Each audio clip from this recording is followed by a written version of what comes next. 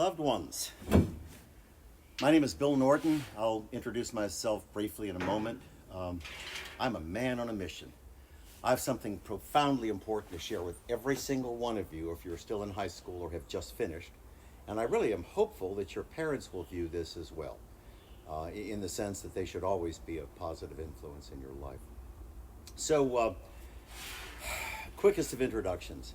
I'm a faculty member in the Parker College of Business at Georgia Southern University. We, like virtually everyone else in the nation, we were pushed off campus a few weeks ago. And instead of teaching face-to-face in a classroom environment, which is my career-long experience, we're all doing stuff online. So unsurprisingly, I'm recording classes in this video format, posting them to a YouTube channel because my kids can access it from anywhere with any device, and it's reliable as a stone. But I had a conversation yesterday with a dear friend, and that jacked me up.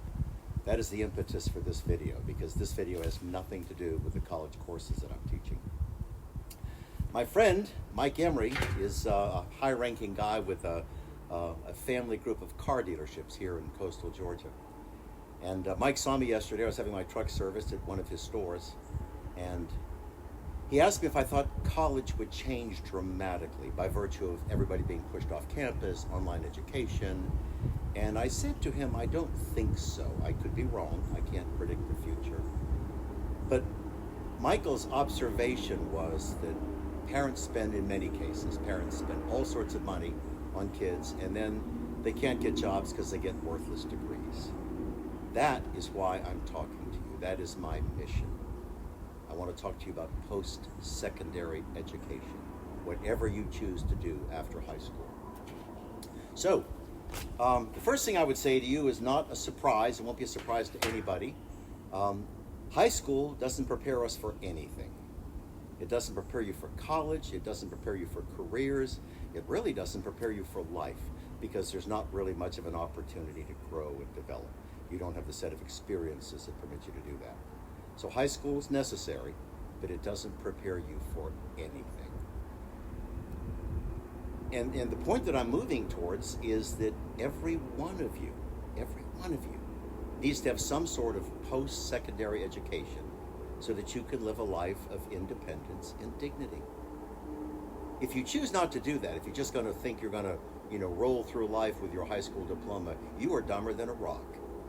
The only thing you will ever do of consequence will be to push cheese hamburgers out a drive-through window. And of course, I don't have any misgivings about that, but you will never, in that environment, live independently. You'll never have a retirement plan or health insurance or a new car or a home. You'll have no discretionary income, no savings, no investment. You'll have a 30-hour-a-week job wearing polyester, which isn't bad if you're a kid, but that's not a career path. So, the first thing I want to talk about is technical training. I think tech training is really undervalued, and it's so powerful. It can impact you so positively. It doesn't matter to me if you want to be an auto tech or a hairstylist or an HVAC guy or a welder. It doesn't matter. What you need to do is get some education after high school that equips you for a career path. I know plumbers here in my hometown that make more money than doctors do, and that as well. They live a life of dignity. It's rewarding. They don't just provide for their families, but they have everything that a good career choice gives them. So I would never downplay technical training. For many of you, that is the best choice you could make, because it matches up with your temperament, the things that you like to do. And also, it's relatively quick usually. Year and a half, two, something like that. And boom, you're in the workforce, earning money. Good thing to do. Now, if I jump to colleges, to a traditional college, to a four-year college, here's the central piece of my message to you. The fundamental purpose of a college degree is to give you a set of skills that equips you for a career path. Because when you sit down across the desk from a potential employer, that employer is going to lean forward and say, okay, we're ready. We're ready to make you an offer. Here's compensation. Here's a benefit package. So that's our part of the bargain. What's your contribution? What skills do you possess? What domain knowledge? What competencies? If we pay you money and benefits on a long-term basis. What do we get in exchange for that? So every job offer you ever have is a bargained exchange. You and your employer are making a deal. And if you have skills and competencies that employers value, boom, the job is yours. You're off to a great, great start in life, and you will progress. That's my point. A degree has to equip you for a career path. I can't tell you how many kids come to school, and this was sort of the central theme in Mike's message. How many kids come to school and they study their hobbies? Like in my case, it would be interpretive dance. What do you think? No career path? Photography is a hobby, dance is a hobby, music is a hobby, sports are hobbies. Don't go to college and study your hobbies. You can play sports, either as a student athlete, you can play club sports, you can do intramurals. If you like music and dance, join a community theater, or maybe minor in it. But you don't come to college to study your hobbies. You come to college to get a degree that equips you for a career path. And there are all sorts of tools available to find out, tools that would assess your likes and your dislikes, your weaknesses and your strengths, and they'll suggest career paths. If you were my son or daughter, I might say, oh my gosh, consider logistics. I would like you to point to any company in the world that does not have to manage its supply chain. I'm in a college with a robust logistics program, and every one of our kids comes out with multiple job offers. They hit the ground running right after graduation, and they have choices. Good money, good benefits, good career path. And it doesn't have to be logistics, my goodness. It doesn't have to be business. It could be education, it could be engineering, it could be IT, it could be nursing. But whatever you do, get a degree that equips you for some career path that will permit you to live independently with dignity.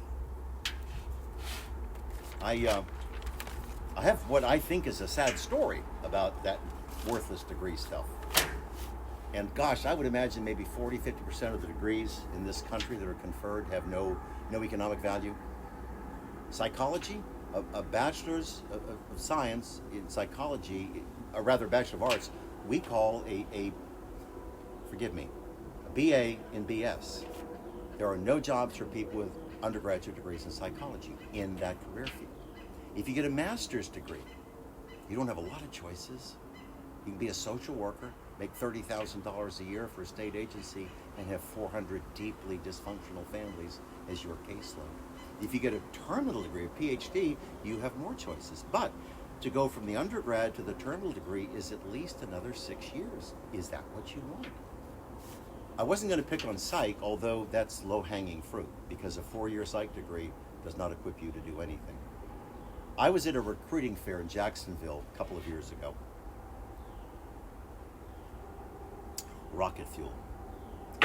I was at a recruiting fair in Jacksonville a couple of years ago, and I was there representing our college, and I was recruiting only for our MBA program. And I had an interaction with a young woman who apparently lived in Jacksonville, and she introduced herself, good social skills, and among the first words out of her mouth, she said, I went to, and I'm not going to tell you the name of the school because they will be annoyed with me, but she went to a private single-gender school in Atlanta. And this private single-gender school cost $60,000 a year.